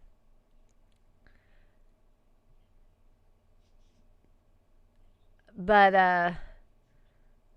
DeadPit on Patreon says, word on the street is DeadPit will be reviewing a Christopher Mitchell film on YouTube shortly. Any fans of Chris Mitchell? I thought Steve liked Chris Mitchell. I think he's okay. Steve, are you a fan of Chris Mitchell? I'm a big fan of the movie that they're reviewing. If Well, Wes didn't specify which I won't say the movie. movie, but it's got Barbara Boucher in it. Ooh. Steve probably likes Barbara Boucher better than Look. Chris Mitchell. Go get up. Go My away. penis is getting big. Steve's terrible. Okay, anyway. Steve, you ain't been in those THC gummies again, have you? Not too much today. Okay.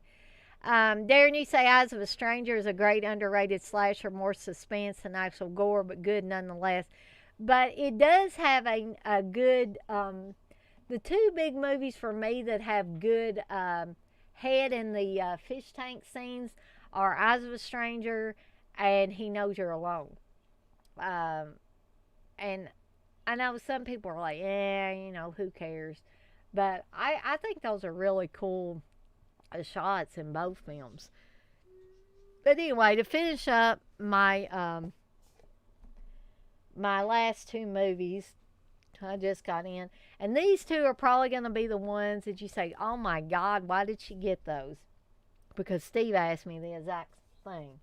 But I didn't have these on 4K yet, and I didn't have the extra money to get them when they first came out.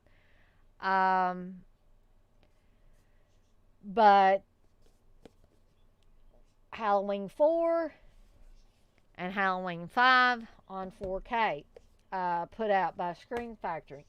Now, yes, the covers get considerably more lame as you go on, but what I did, because I like the original covers better in the case of 4 and 5, is I just switched around the covers on the part that's actually got the disc. Of course, you can't do anything about this, and I don't know why on earth they look so lame, but this one is the worst. Part 5 is definitely the worst cover.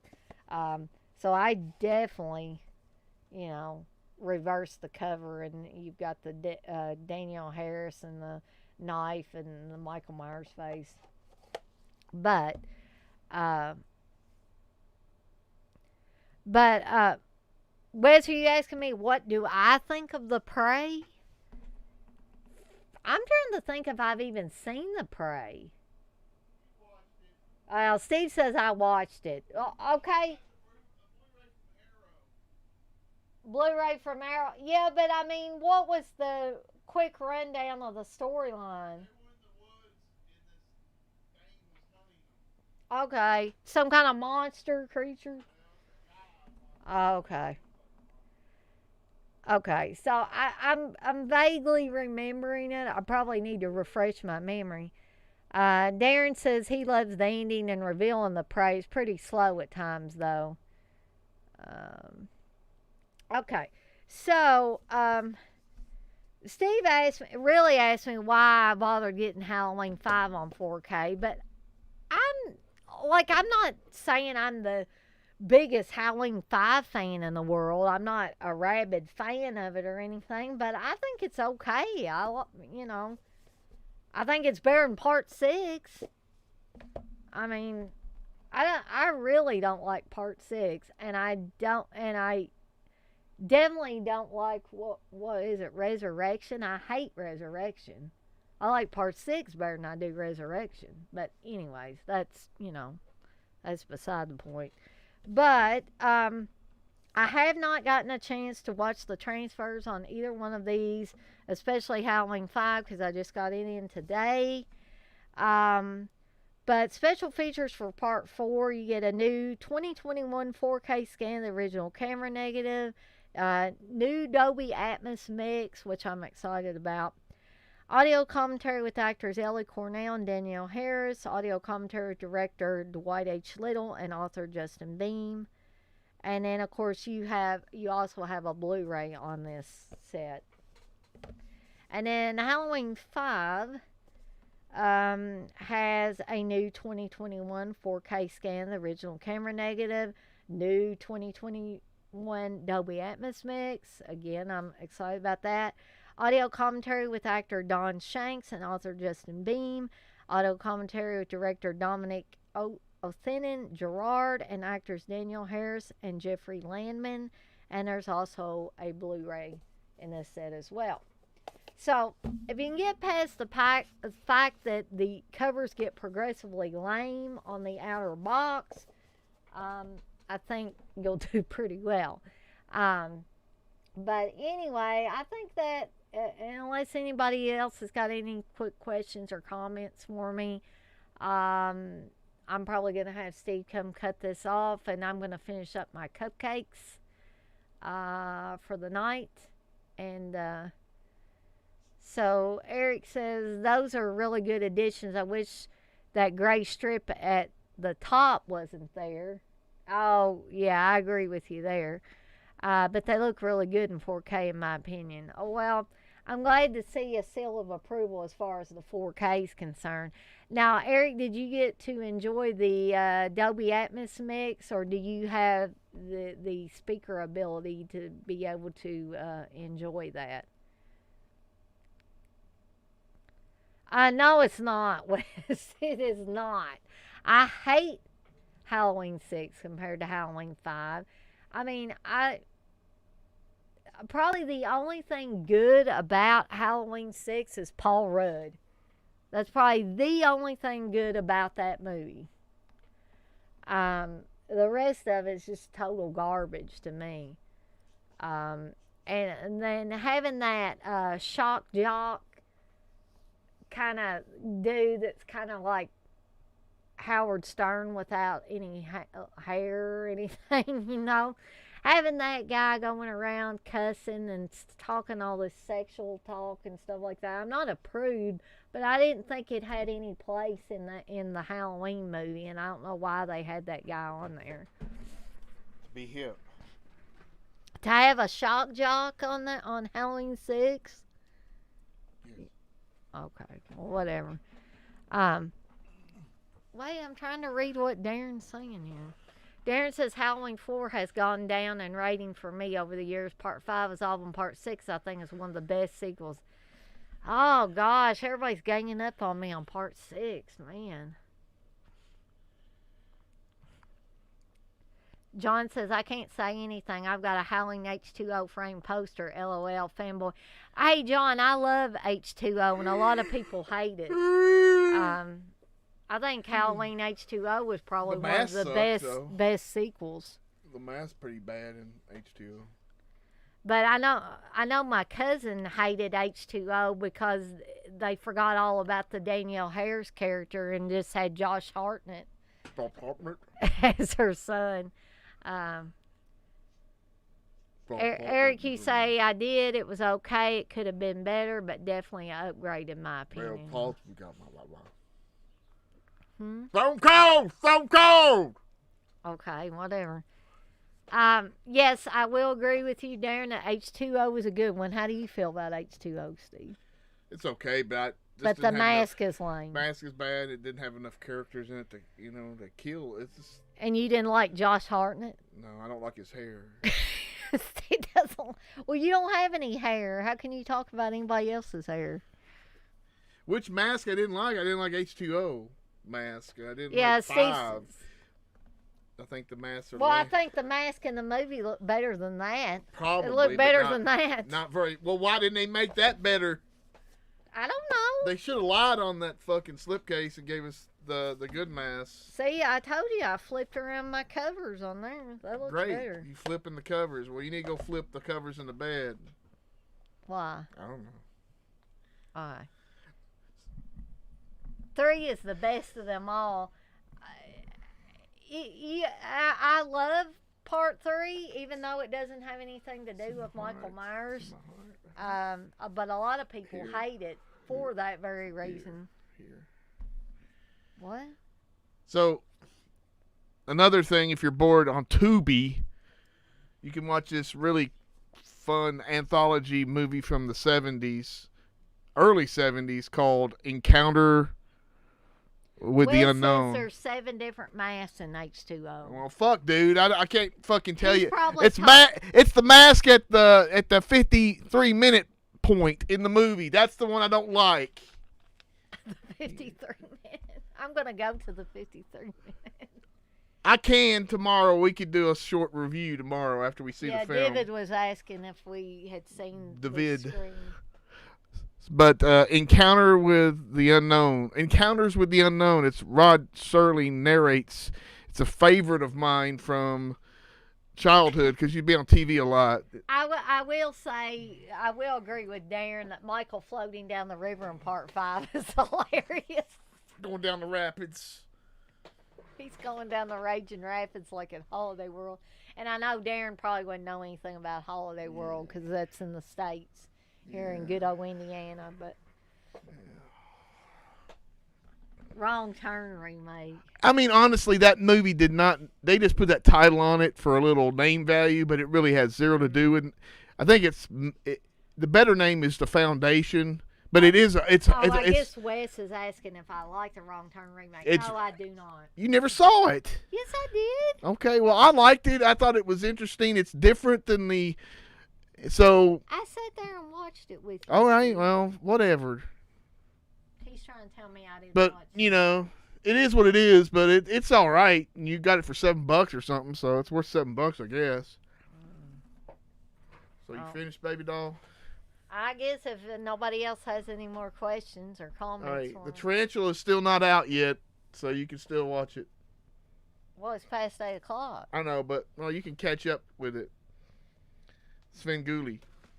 So the Tarantula ain't made appearance yet? It's not big. I think it got big though. I don't know. I ain't watching it really. I'm taping it. I always tape it. Steve just does it. Here's the thing. Here's the thing with Dana. Steve doesn't want anybody to watch me. He's jealous. Yeah. Real. I'm not jealous. I'm not. You could get more people than me. That's fine. I don't care. I'm just kidding. Wrong Turn remake is better than Terror on Terror. Bullshit. Yes. I can tell you one thing. My eyes don't hurt watching the Wrong Turn remake. Your eyes fucking start going to VHS rip mode, and you can't see shit in that movie. You too, Eric. Yeah, you too, Eric. See you next time. Maybe we'll watch a movie or something. I'll pick a movie off YouTube. We're going to pick Terror on Tour. No. We're going to have a watch-along for Terror on Tour. Yeah, we should. Look at the shit you have showed, Steve. I mean, we could show Terror on Tour. Who votes for Terror on Tour watch along? I just want to take. There's like a 58-minute delay on the chat, Dana. I know, but I was just gonna see if. Even though I got it turned to late. A 58 minute. I just said that. That's just a made up number. I got low latency turned on. I think that's even worse than regular latency. So I think I'm gonna, when it's my week to pick a movie again for the show, I'm gonna use my cheat week. Yeah, Darren. Have a good weekend. Boogeyman watch along. That would be good. Where's Terror at 10 Killer commentary? I'm sorry, Wes. I still need to get that together. I thought you gave him that. No. There's one on my channel. Oh, no, not Terror at 10 Killer, but Terror at, I thought I was supposed to send it to you. Yeah, you were. But did we not figure out how I could send it to you or what? Yes, you could. We'll talk about it. I think Eric is down for a Terror on Tour watch along. We'll think about it and announce it Wednesday but a or Thursday. Boogeyman one would be good too. Yeah, we'll figure something out. But yeah, so I'm gonna use my cheat week to pick Cassandra, and Darren said that was good because he wanted an excuse to watch it. Okay. So, last slumber party commentary, we did that. We've already did that. Yeah. All right, bye. Oh, Stream Elements is popping up there again.